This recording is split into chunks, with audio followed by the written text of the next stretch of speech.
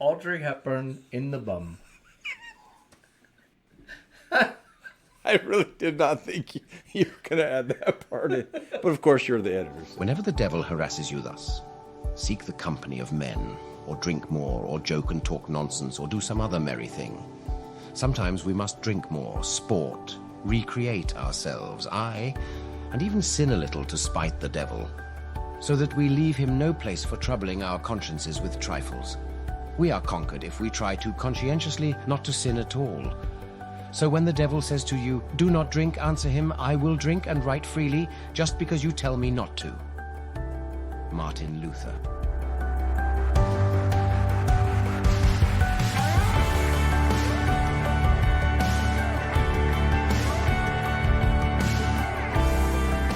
Welcome back to the Go to Hell podcast. Strong opinions weekly held about Christianity, the church, and beer.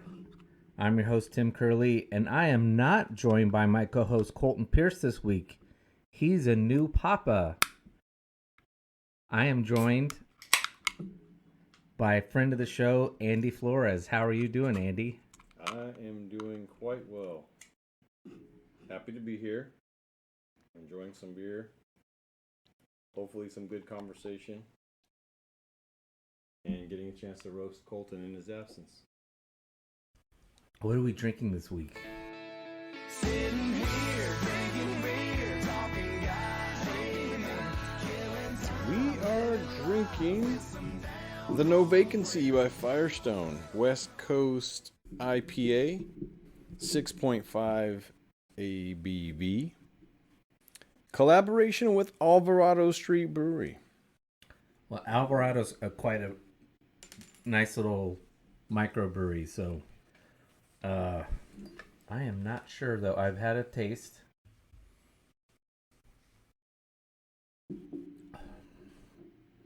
I am not sure what I think.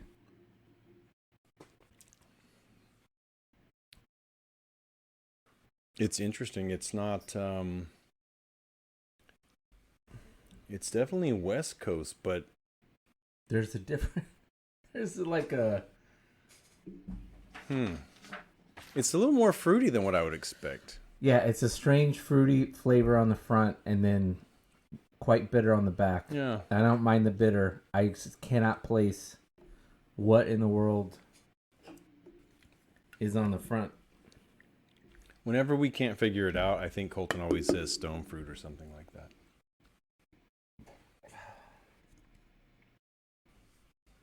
I don't know, but it's not bad. It's refreshing. I don't feel like I have to chew anything. It's good.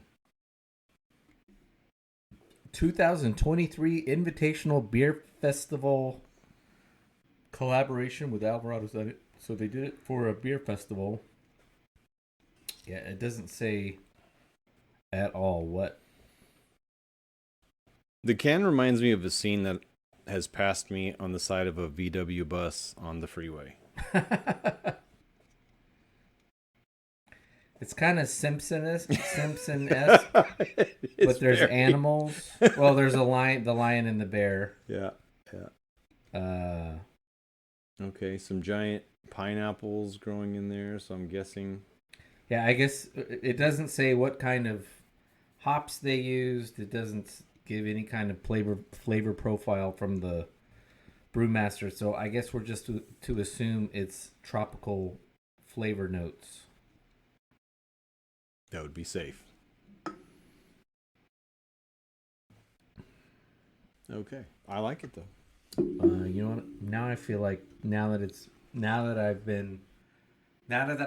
I have tropical in my head. Now I taste banana, Oh, and I don't know what to think about that. I would not have been able to place that, but maybe. It is interesting.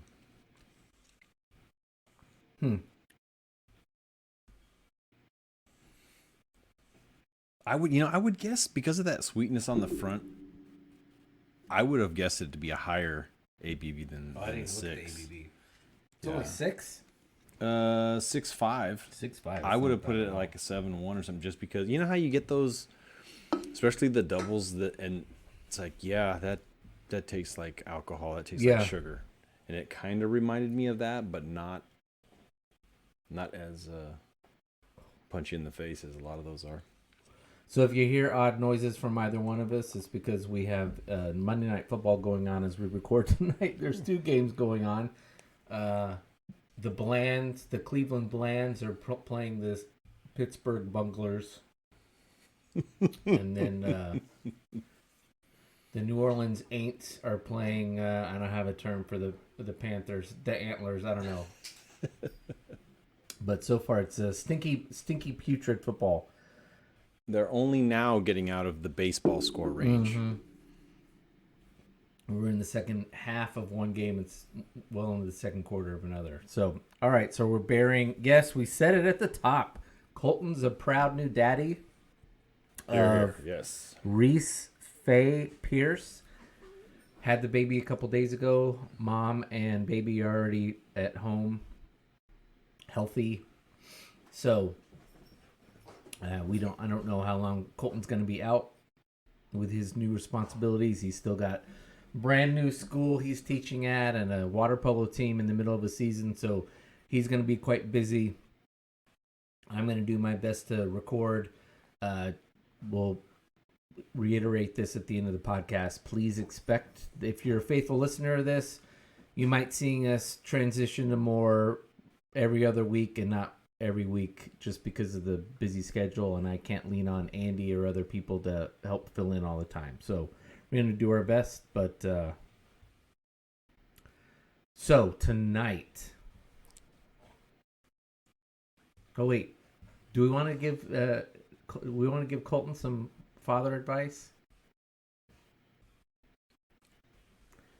You know, that always puts a lot of pressure on, because there's so many people that will sit there and tell you to try to soak up everything and take it all in and enjoy. It's like you're going through what you may perceive as like the worst time in your life, where you're used to being able to get as much sleep as you want. Thanks Tank, that was great.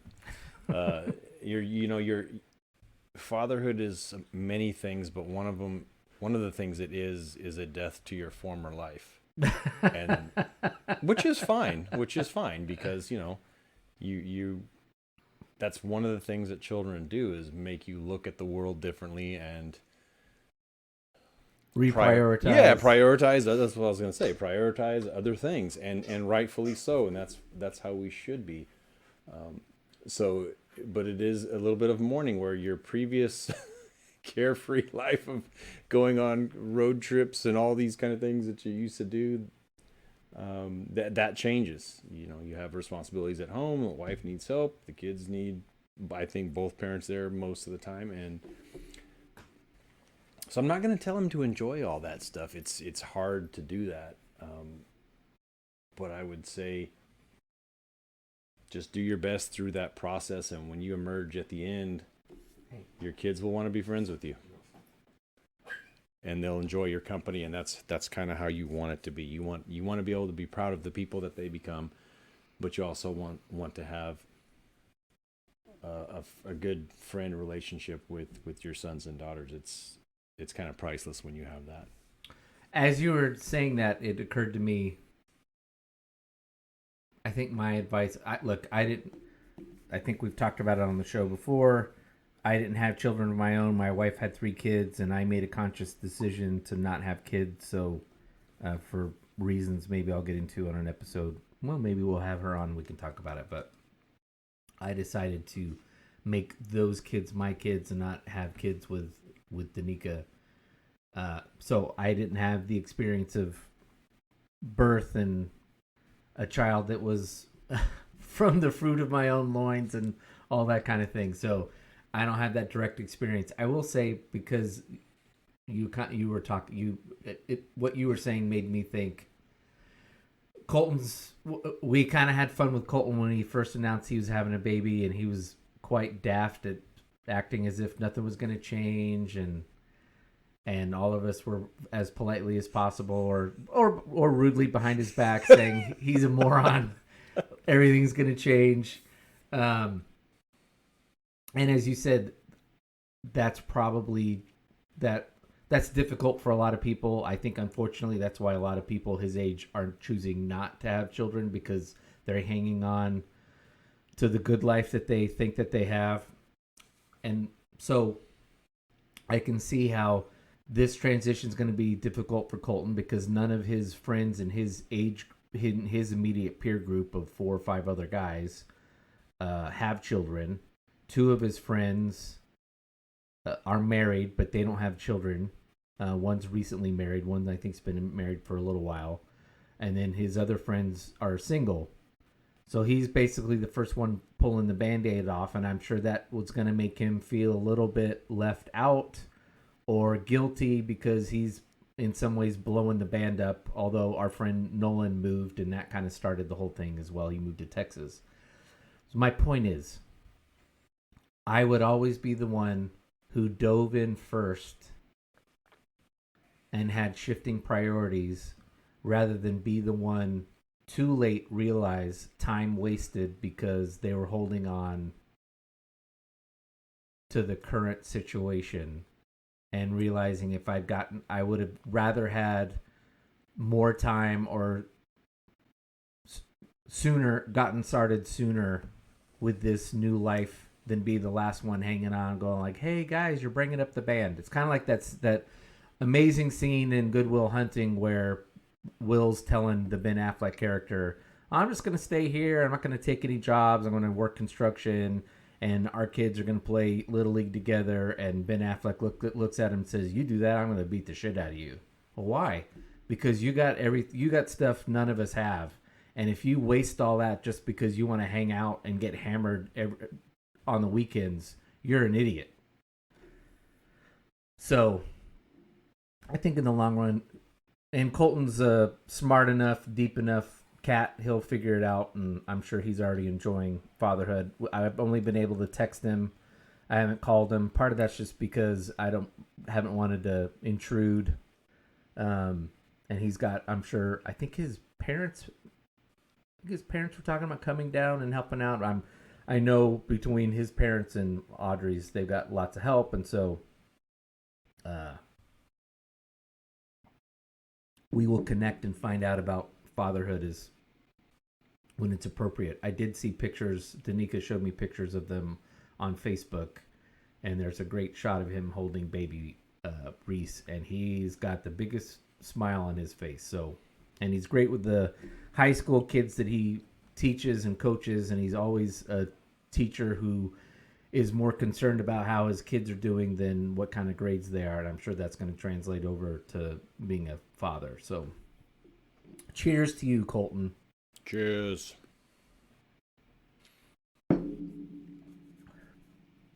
So, have you been listening to any music this week, or what music have you been listening to? Oh man, it's been various and assorted things, if anything, to irritate the middle school kids that I work with. They throw out suggestion after suggestion of things they want me to play, and I say, I can't play the music that you guys listen to. Anything that has a little E next to it cannot be played at school. It's not school appropriate. So I expose them to all kinds of different stuff that I have listened to over the years. I'm trying to think of what's the most recent stuff. I don't know. It's just a mixed bag of stuff. It'll be Morissey. It'll be some classic rock. It'll be, which, what's classic rock now, but Yeah. Some Alice in Chains, some Nirvana. So yeah, just stuff like that, really. How about you? I have been listening to The National quite a bit. The National. The National is they're kind of in that music genre of Coldplay and Snow Patrol. I don't know what you could call that, like alternative rock or they've been around for a while. There's probably a lot of their songs some of their songs you don't know that it's The National, but they'll be played in a TV show or a movie. They're a very interesting band. Sounds they're very older. great. Grey's Anatomy. Yeah. I would say it's an updated less annoying because I wouldn't listen to it, but updated, less annoying version of REM. Okay. The music's very good. It's different music than REM. I wouldn't. It's more rocky, and there's a lot more layered stuff in the studio to their music. But very similar to REM in the lyrics. They have songs, and I don't have any idea what the hell they're talking about. But I enjoy the song and enjoy taking the acid trip that they're putting us all on. All right, so main topic tonight. We're going to try to do a couple of things, but first one's a cleanup on aisle 5.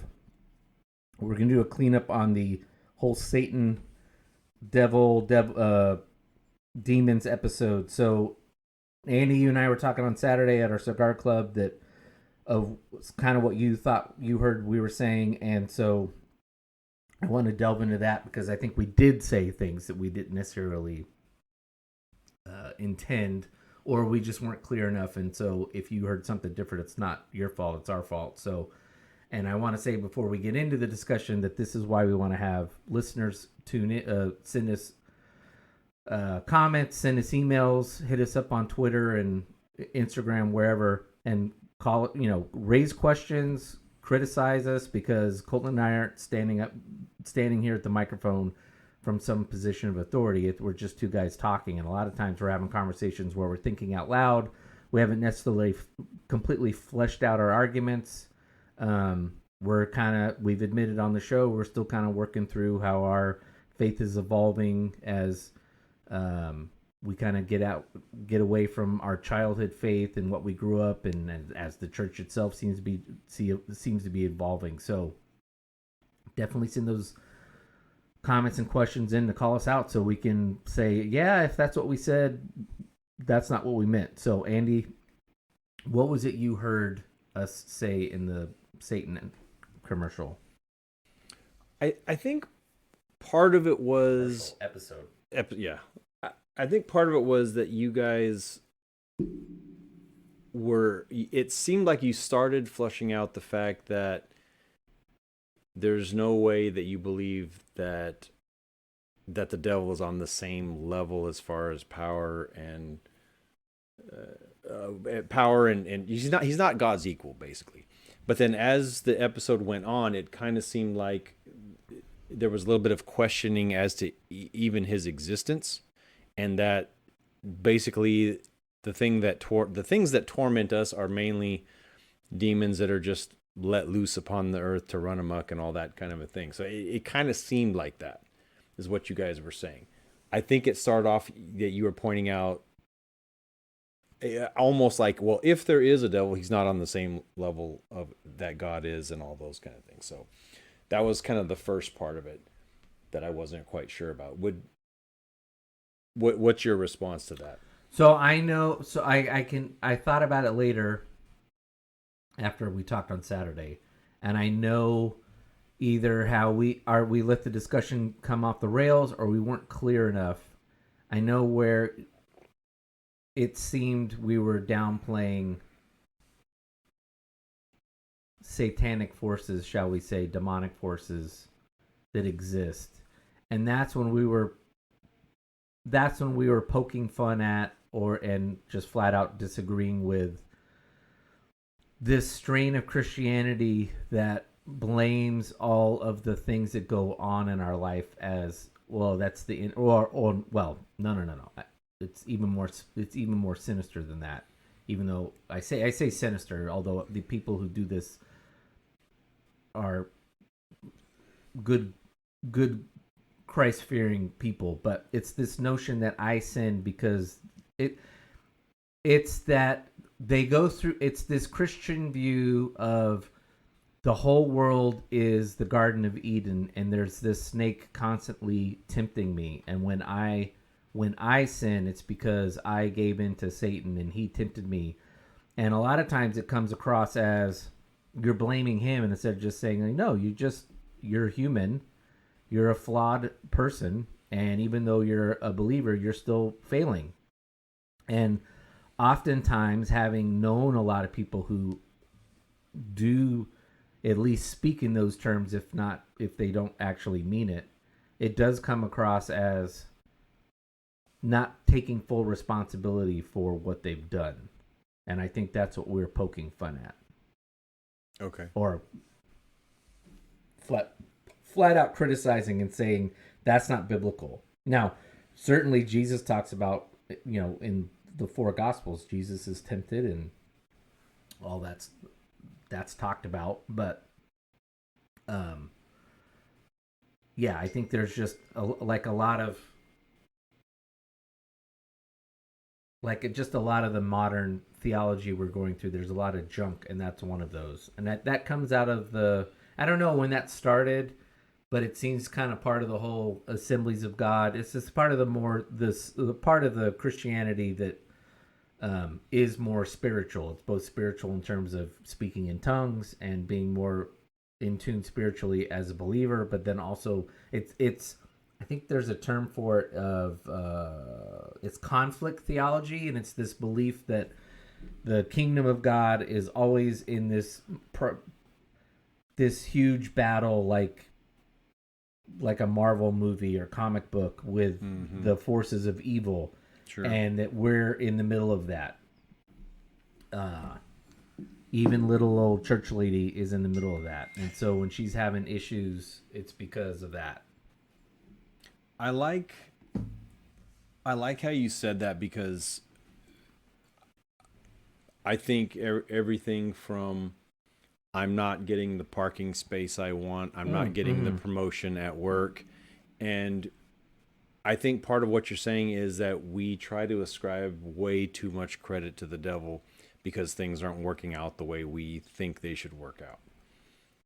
And the issue I have with that kind of a mentality for some Christians is, just because things don't work out the way that you thought they should does not mean that it's not God working for you to improve yourself, to pick up on some kind of a lesson that you need to pick up so that eventually you can do something more for the kingdom of God. Let's not give credit to Satan all the time just because something doesn't go the way we think it should go. Well, let's this is the genius of the show. Let's tease on that but go down a different route, because the problem with that mentality of viewing the enemy as the reason why something in your life isn't going correctly, or you didn't get what you thought you and God wanted for you, is a lot of times that leads to this very myopic view of door number 1, door number 2, door number 3 Christianity. And when we don't get what we thought was behind door number 1, then we think either one of two things, which I think are incorrect. Either Satan is derailing you and you're under this spiritual warfare from the enemy, and or 2, God had some specific plan for you on such and such decision. I remember Brandon Price, who was the youth pastor at the church we were at before. He finally got tired of parents and kids coming up and asking him for prayer and asking for advice on what school to go to, college to go to. Like, it's this monumental deal, and he just finally started telling kids and parents, God didn't really care at the end of the day what college you go to. God cares that you go pick a college, go there, be a Jesus follower,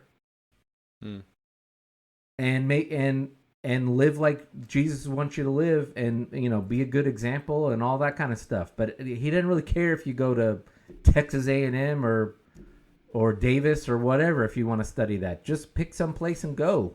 But isn't that so? But your life's gonna the idea that you picked the wrong school, your life's gonna go get derailed. But that's so Christian Today magazine. It's so we don't have time to be not mindful of the gentle nudgings of the Holy Spirit. So let's just go to our youth pastor and ask him to be our intermediary.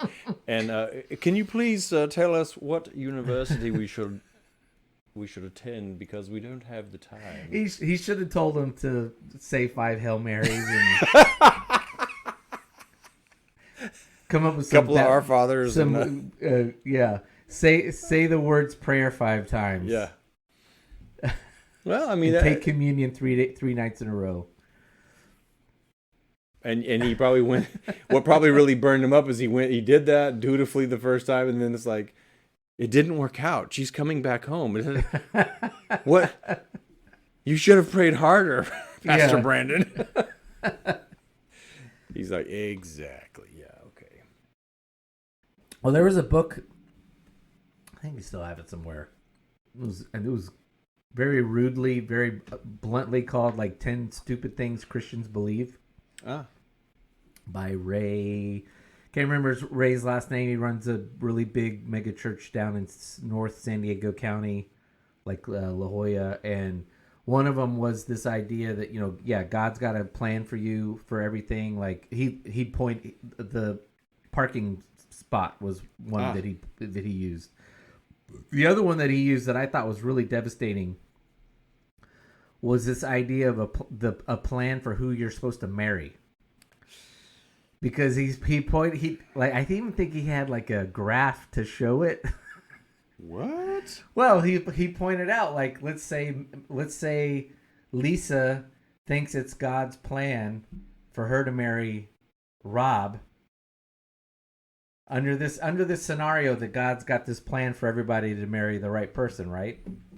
Let's say Lisa gets convinced because, I don't know, she eats too much tikka masala the previous night before or whatever, but she has this incorrect conviction that she's supposed to marry Rob.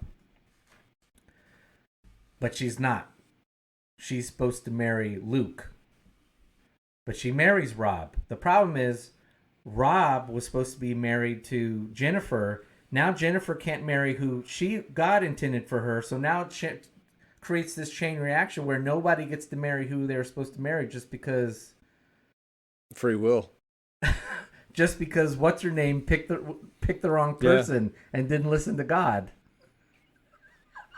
And I thought that's twisted. That's pretty logical. That's right twisted, there. But fair, because and maybe the simple answer is maybe he does have this plan he would like to see happen, but we have free will, so it all gets thwarted, and he has to pick up the pieces afterward, as we all do.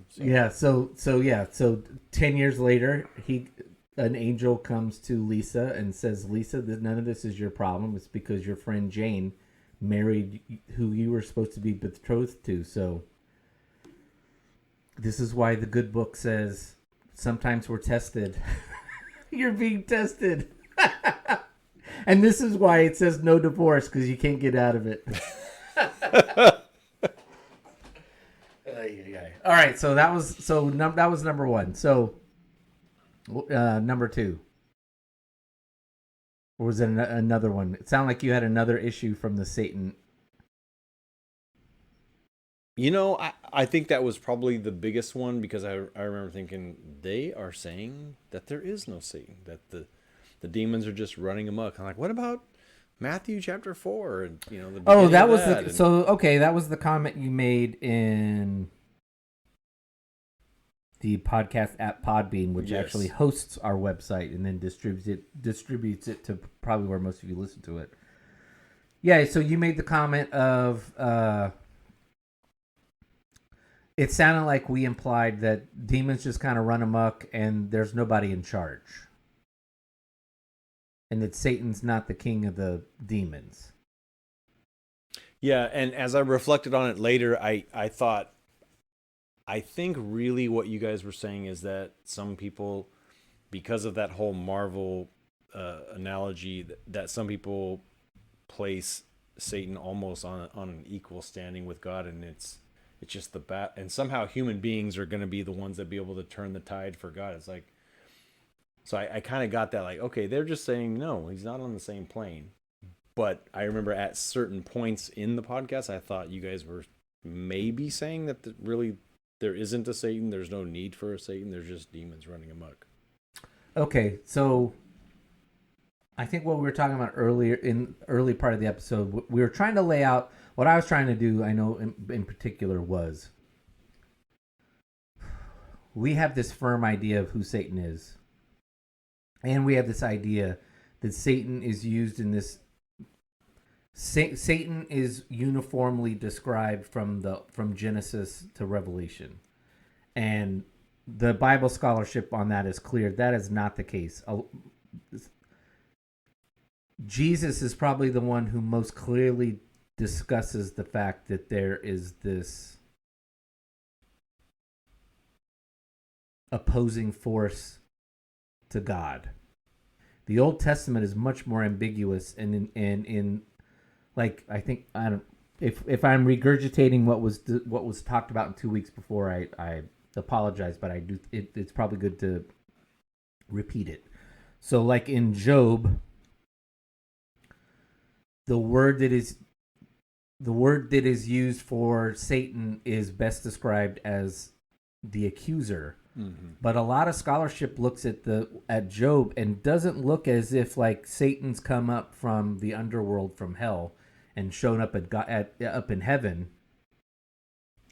and is saying, "Hey, let's have this primordial battle for this poor bastard named Job."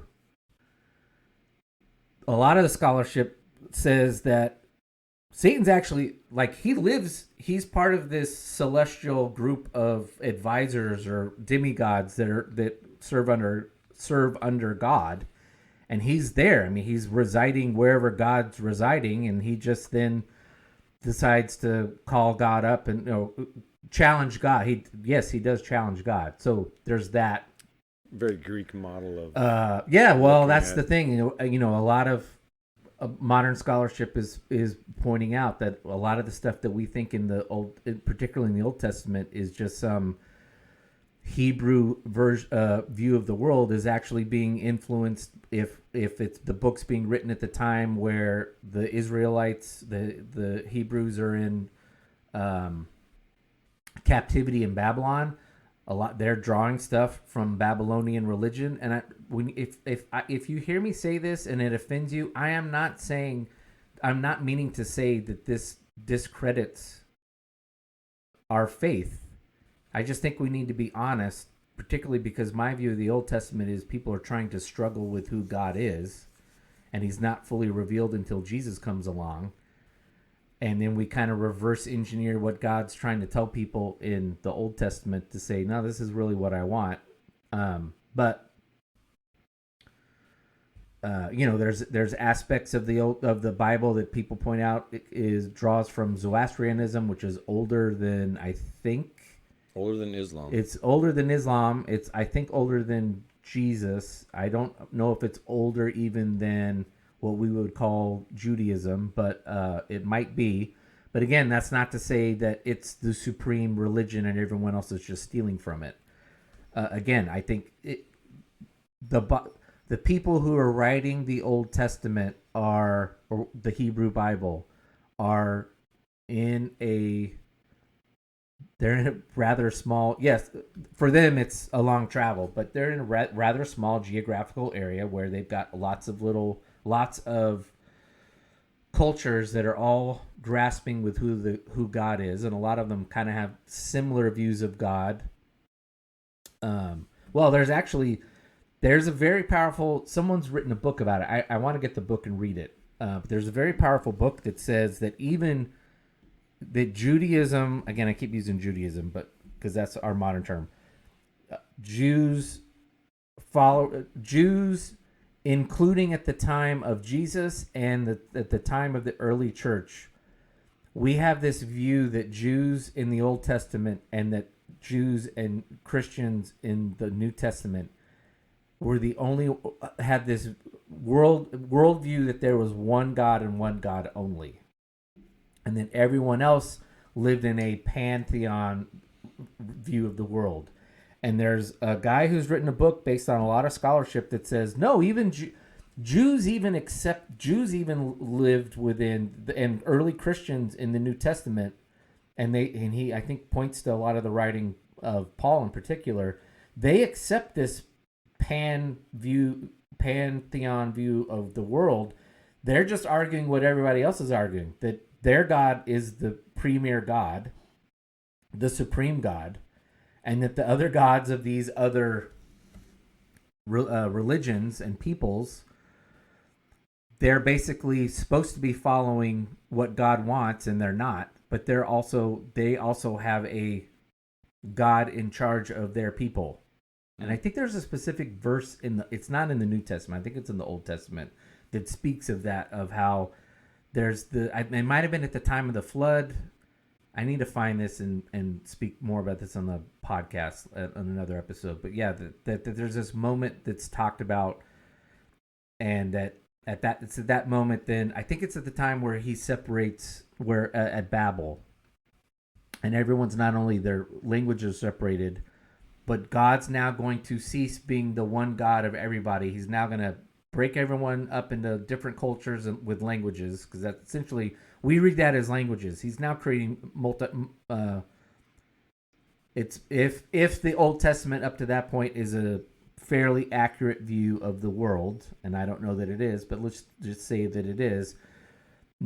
If it says that we now have multiple religions, it should also be understood that it's probably one monoculture, because language is often a reflection of a different culture. So not only at that point in Babel are we getting multiple languages, so no one can talk to each other, and it's now reducing the amount of power man has, but they're also now becoming multicultural, and God at that moment is handing over to each one of these peoples he's creating with different languages their own God that he's appointed, who is a part of his celestial council or something like that. Yeah. Which kind of answers the question of, in the New Testament where, it talks about how everybody, I think, what is it, Paul, who says everyone knows about everyone, no one's got an excuse. Everyone knows about God. And always the question is, well, how do they know? Because we look at that through a Hebrew Abraham God. And so anyway, it's a fascinating thing. If this blows your mind and you makes your head hurt, or you find that it's detracting from your Christianity, throw it out. I'm not asking for anybody to be challenged. I mean, none of this stuff is really fundamental to our faith. It's just, I think where it is fundamental is to understand that how most Protestant Christians view the Bible and our faith is, again, as Colton and I say repeatedly, it's only about a 200-year version of Christianity. And that's not how things have been understood. And we're even now, because we're finding, we're still, the Dead Sea Scrolls were only discovered 30, 40 years ago, or maybe longer, but it took a long time for them to be read. That was like the first seminal moment where we found actual writings of the time of Jesus, and we're still finding, I think, things here and there now. So, people are still digging up things archaeologically and trying to figure out what, even though we've been studying these religions and these peoples and these languages for a long time, we're still figuring it out. And, sometimes we're trying to figure out too much, and it's leading us to bad conclusions. But anyway, all that to say, boy, getting back to Satan. I think we talked about it a little bit. We probably didn't reinforce. We could have probably just really leaned into. I know I am, and I think Colton actually is too. Very sensitive to the spiritual stuff. Like, I get the willies. There's a movie going on. There's a movie commercial going on right now that's on television. They're showing it during NFL games, and even my high school friends, I got a high school buddy who's about as crass as it gets, and he's like, "Really? You're showing this in the middle where kids are watching football?" And it's a new Exorcist movie, and it's basically young girls, or pubescent girls, are all becoming possessed. And I watched the commercial once, and then every single time, once I know that commercial's coming on, I pause my YouTube TV and I wait 30 seconds, and then I fast forward because I don't want to watch it again. And it's basically all these girls are being possessed, and then everybody's got to decide which one which one's going to be sacrificed so all the other ones can live, and there's a lot of language about the body and blood of Christ, and that stuff freaks me out. I have never watched The Exorcist, the first movie. I watched the second one, and honestly, I took the second one because I took my girlfriend who I was breaking up with there out of spite. This is a stupid idea. Or she was breaking up with me. And otherwise, I won't watch anything that seems to have like a spiritual thing, particularly horror movies. And then, there might be some movie where there's some spiritual stuff and it's not too freaky. It'll still like bother me a little bit, but even just like crimes that people commit that just seem like it's not just someone's got a screw loose, like there's something more to it. Yeah. That stuff freaks me out. I know what was that Netflix show? Was it Mindhunters, where they had the two guys who invented profiling? Yeah. And there was that one. It's based on a true story. The serial killers that they're all finding are real people in real life. And there's this guy who's in California that they're using to be kind of the baseline for how to sniff out. And this guy, he's got like the personality of a child, but then the demonic stuff comes out, and it freaked me out. I was like, I don't know how much more of this show I can watch.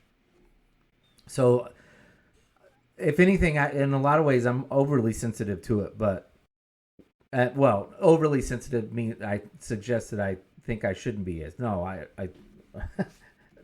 think I'm appropriately sensitive to it.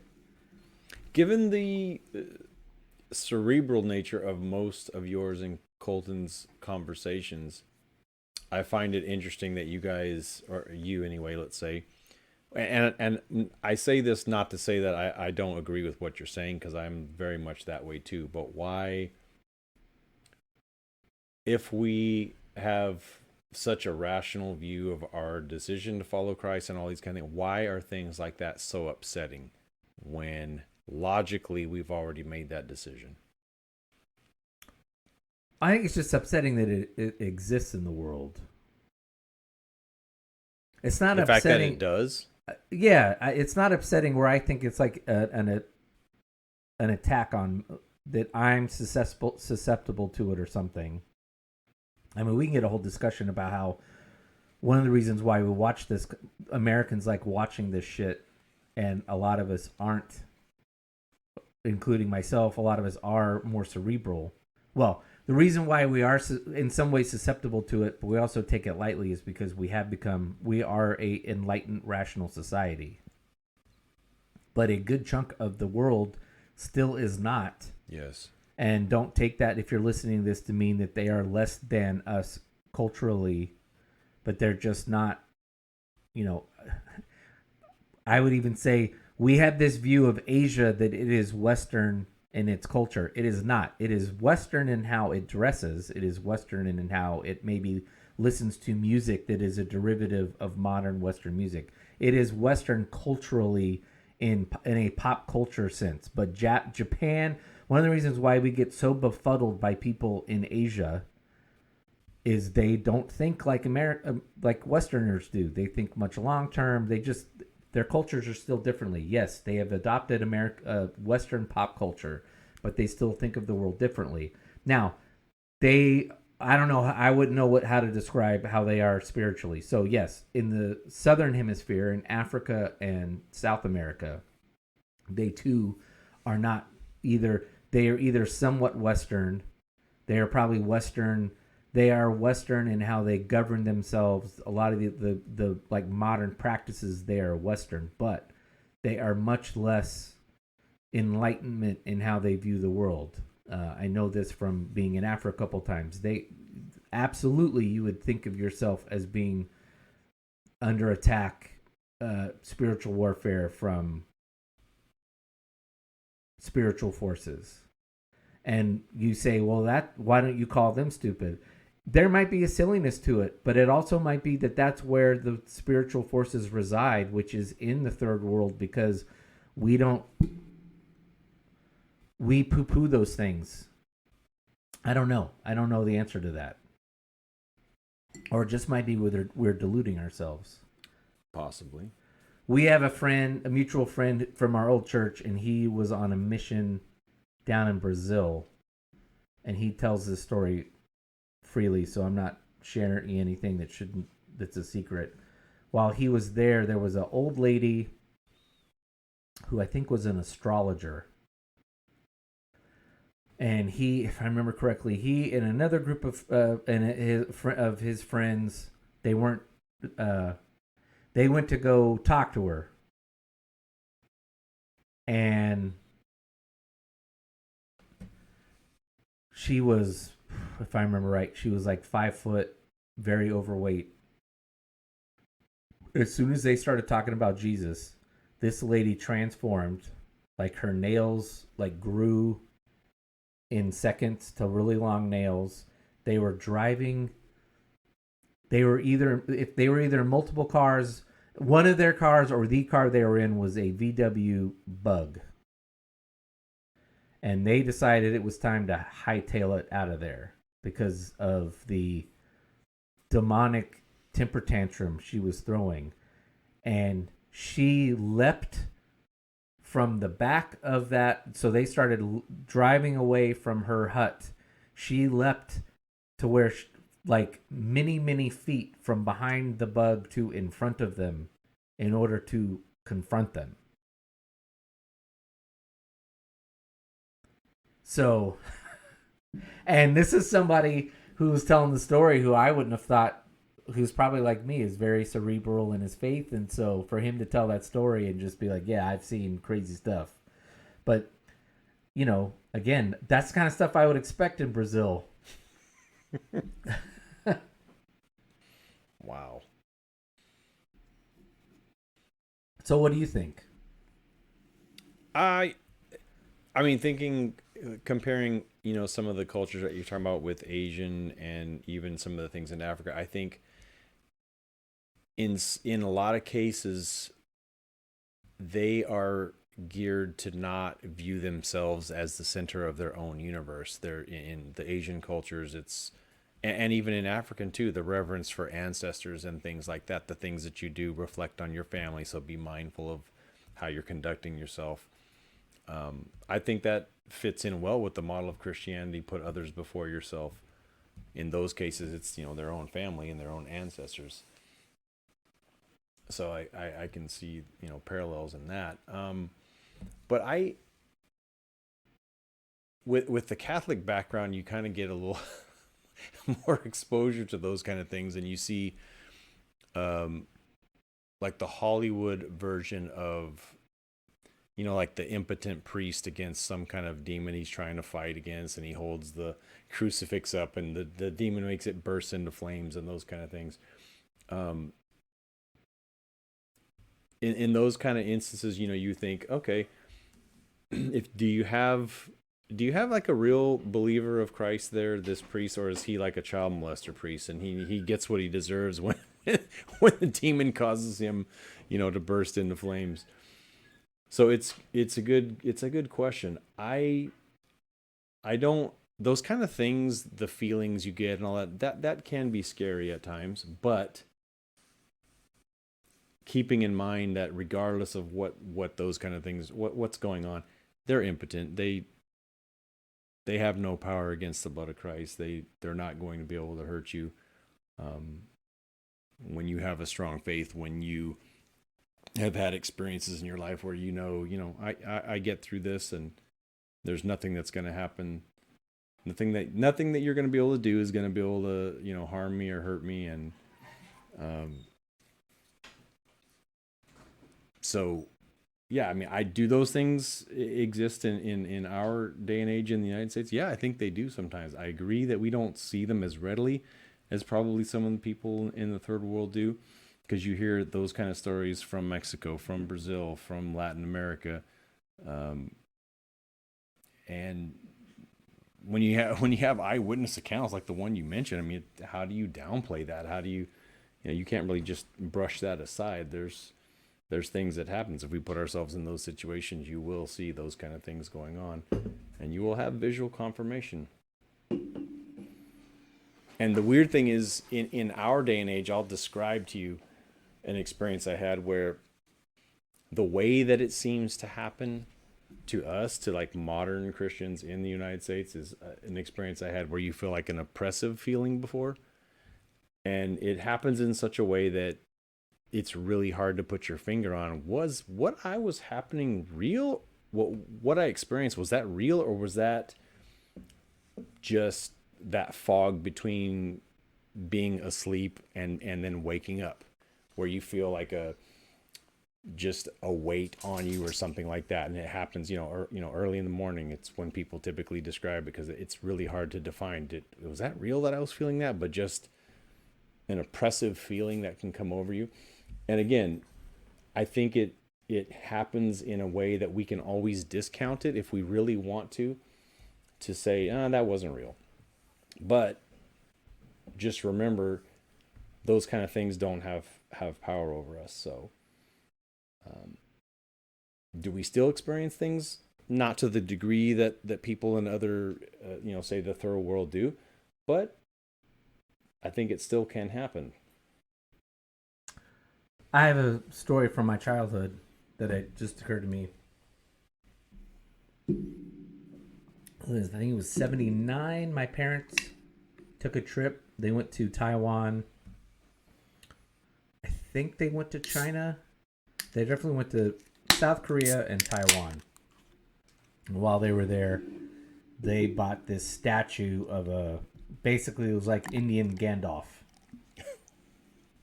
And I think it was a specific like Chinese wise man, or it was like an idol. They liked it because it looked cool and it was going to go well with the decor they were changing the house over to. So they bring the same thing home, and they had it in the bedroom. Ooh. Both of them started seeing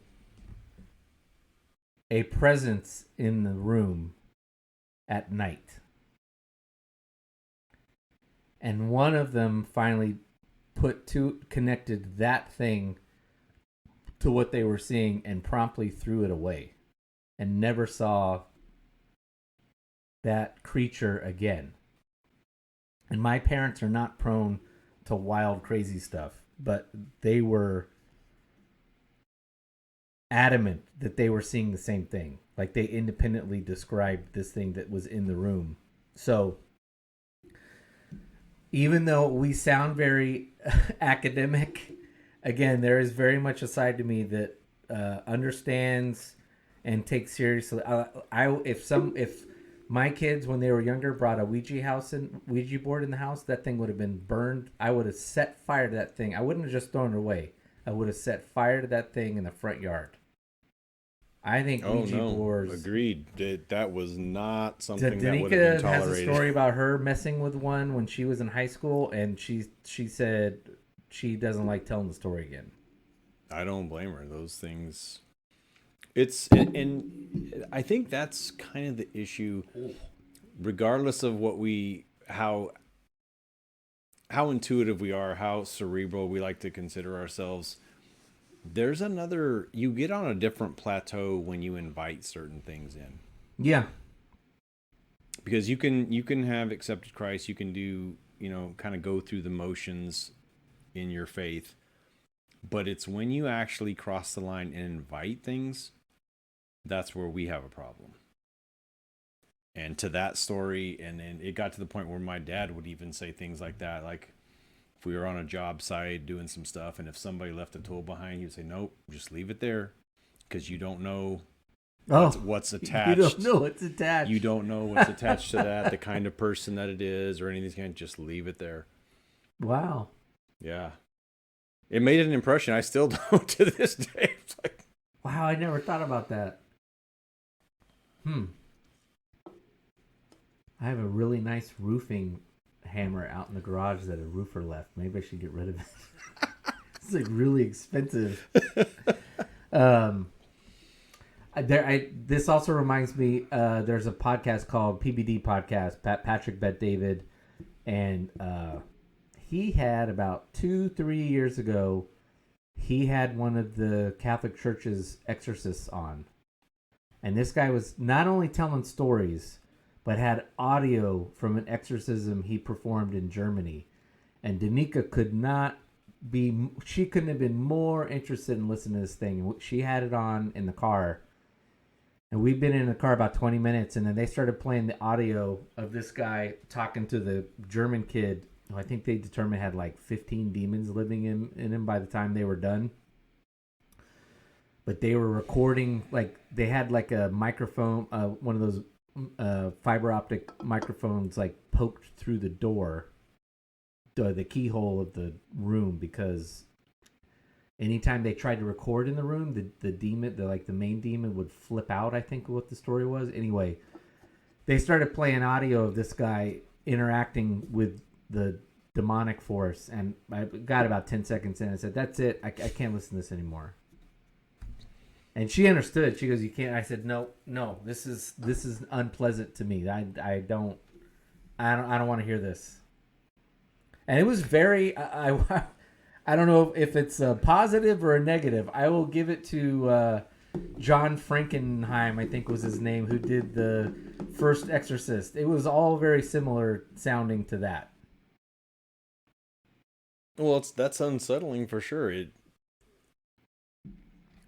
As much you think about what we're taught as Christians. You accept Christ in your life. You try to start living your life not for yourself, but as an example to other people. You do all these kind of things. So why are things like that still allowed to walk among us? Yeah. And going back to the Ouija board thing, I don't remember what he had done. But once they had completed the exorcism, he had it had not been erased from his memory. He had a very clear understanding as to what he had done to invite those in. Like he had invited them in. There's a story of a guy named, I think his name's John Parsons. He ran the very prominent Parsons company down in Pasadena. I think they were an engineering firm, very prominent firm in mid to late 20th century. Well, it still exists, but it was one of the preeminent companies in the world. And that guy was a very open Satanist. And he would tell a story about how he I think he got a hold of no. He was friends with Anton LaVey, and he was actually younger than Anton LaVey, so he wasn't a pupil of Anton LaVey. He was just a friend with him. But he told a story about how when he was 14, consciously asked Satan into his heart, into his life. What kind of a childhood was that? Yeah, and that guy was a wacko. There's all kinds of stories about him and people in his company and his circle. He is one of those who is mentioned within the conspiracy theorist world of there's that grove up in Northern California where they talk about crazy shit going on. I can't remember the name of it. It's up in Sonoma County. Doing child sacrifice and all that kind of crazy stuff. So that stuff exists out there, folks. So even though Colton and I have a very often cerebral view of our Christianity, that is not to say, which then leads us, I think, to what we continue to talk about on Saturday night. So Colton's not here to speak for himself, but I would admit that it's not, when I say that I'm cerebral, let me be clear. I think it's a deficiency on my part that I'm not more spiritual. So I'm not looking to speak in tongues or anything like that, but No, In I fact, think if you ask me what does that mean, I don't know that I don't know, I couldn't describe it because I'm not one who thinks like prayer leads to a more spiritual life. I'm not saying that it doesn't. many would It's argue it probably does. a more holistic. Yeah, it probably is. Because the more, because you're in communion with God. The more you're doing that, the more sensitive you're going to be to. You're basically, well, the church has done a disservice because we allowed things like Eastern religions and New Ageism to use the word meditation. That we don't allow that word in many circles of Christianity, which is silly. We should use that word meditation because a lot of times that's all prayer is. You don't have to sit in a room and sit there and go, all right, I guess I got to talk, and at some point God's got to talk. You can just sit and meditate. Sure.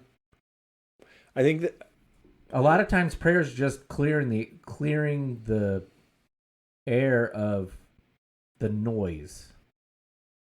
And I think some of the detractors of what they perceived as the Eastern style of meditation is just leaving your mind open, which, as we talked about before, could be considered an invitation to something like kind of jumping into it versus the meditated prayer of, okay. But if one's a believer, I don't think one's susceptible to that. I would agree with that. I mean, let's if I'm a believer, maybe if one's a new believer, one shouldn't do that. But if you've been a believer for a while, you've kind of got, and you've got this routine, and so you get up, let's say at 5:30 in the morning. No, you decide you're going to do this routine of get up at 5:30 in the morning before the rest of the house gets up. Maybe you have an office or a study, or you go to some room where you're not going to be bothered, and you maybe read the Bible a little bit, but then you just stop, and then you just kind of sit there. I don't know how many of us would have patience to just sit there, but maybe that's the whole purpose, to just sit there. That in itself would be a good exercise for most modern Christians. Just sit there and listen. Clear your mind. How do we know God's talking to us? Is it clear to us? If God's talking to us, do you think it's always clear God's talking to us? Well, or can it be... The pivotal word is always. No, not always. Because I you've talked to plenty of people that say, I clearly heard do this or do that. I clearly was brought to my knees when I was wrestling with a particular thing. And other times it's far more subtle than that. I only had that once. Don't laugh. I'm just saying. I'm laughing because how many times does it need to happen before you're like, oh yeah, that's a thing. But I think that is a thing. I have not had that happen. Well, but I think this is why this is a good discussion, because I think a lot of us haven't. And if you're of a certain flavor of Protestantism, then that's a sign you don't have true faith. But even if you're not, let's just say you're a mainline, even if you're just a Methodist, I think some of us sit around and go, I don't mean that to be. If they're not all that, they're on the other side of the spiritual spectrum. I would say if you're Methodist and you disagree, please tell me I'm wrong. If you're on the spectrum of the church that's less spiritual, yeah, you know what, that is an interesting question, because you just pointed out the Catholic Church is actually very spiritual. Anyway, let's say you go to a church, I don't know. I'll pick on the Dutch Reform. You go to a Dutch Reform church and it's not, the Spirit's talked about, but no one ever really talks about it. And you're just kind of like, I just never felt like God's talking to me. I think that leads to a lot of people questioning their faith, and I don't know that it should. I think a lot of times what seems to us is our voice in our head telling us what to do is actually the Spirit telling us what to do. Mm-hmm. It just doesn't feel that way. Paul's the only one in the New Testament who got struck down. the way he did. It wasn't a common occurrence. So to think that we're all going to have this moment where God clearly speaks to us. I mean, well, you said it when we talked on Saturday. Colton and I pointed out, and I think I was a little off put by it because I think the way it was intended was it doesn't happen, and I might have is easily misinterpreted what he said. But when one of our pastors at the previous church stood up and said he had never had God speak to him,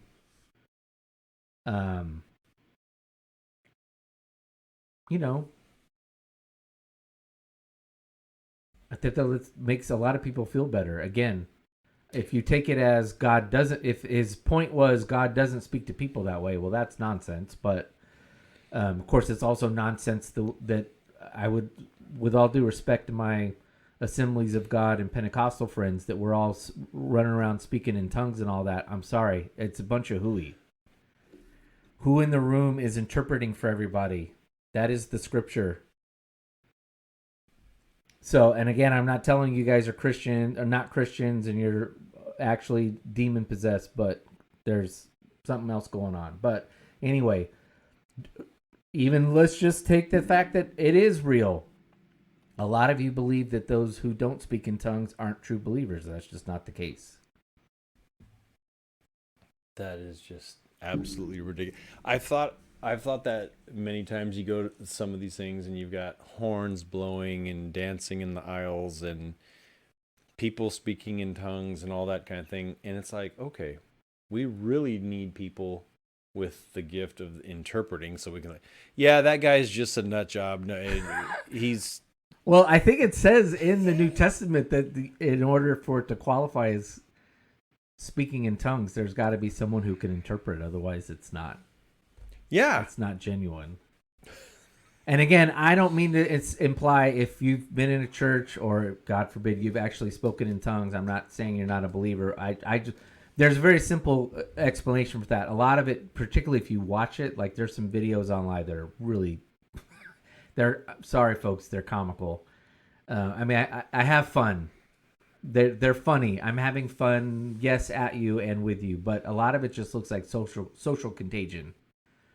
And you can. It's not hard to get people whipped up into a frenzy and start spitting out stuff. So if you were not in the Central Valley of California, and you're speaking some obscure language to no one else in the congregation that's going to understand a word you're saying, then that's one thing, versus if you're, on the continent of Africa and you start preaching to people in their native language. Okay, that's speaking in tongues for me because there's a purpose and you're going to win people over for Christ. I get that. But you're in some remote town and you're, speaking in ancient Hebrew or something like that. It's like, it's not going to go very far. Well, I think the thought of it is it's supposed to be the heavenly tongue. But again, someone else has got to be there who's also filled with the Spirit. True. Now, I don't follow the Calvinist. It's not all Calvinists believe this, but a lot of Calvinists believe that there is no there is no speaking of tongues anymore. That ended, I think, at the day of Pentecost. Okay. Which seems like one of the more nonsensical arguments I've ever heard. Because later Christ came out and said, okay, I didn't like what you guys did with the Spirit. He's coming back. Nope.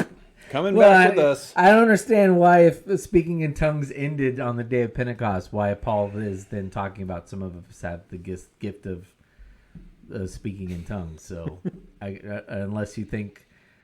Which John MacArthur would never say Paul was wrong, but okay.